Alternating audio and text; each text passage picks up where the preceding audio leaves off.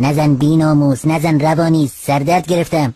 جانم چه مرگته؟ والا دنبال کرمن دیگه. کرم شخصا کاری کرده؟ نه خیر، قسم اینه که بخورمش. آخه پوفیوز، این همه کرم رو زمینه، اد اون بدبخت این لا رو میخوای؟ مگه رو زمین کرمه؟ اصلا رو زمین کرمه، اینجا عجیبه. من واقعا شرمندم. من طبق آموزه های پدر خدا بیامرزم عمل میکنم. ای ریدم به قبر پدرت که پدر خدا بیامرز منم آسایش نداشت. لطفا مؤدب باشید. اصلا الان چه وقت خوابه؟ من خواب نیستم، کورم. خب اگه کوری چجوری میشنوی؟ بیا اینقدر سرتو کوبیدی به این درخت که یه پسخولی شدی که مؤدبم حرف میزنه. آقا شما اصلا تو لونه من چیکار میکنید؟ تو کی؟ اینجا لونه منه. یعنی چی؟ 3 روزه هیچی نمیگم.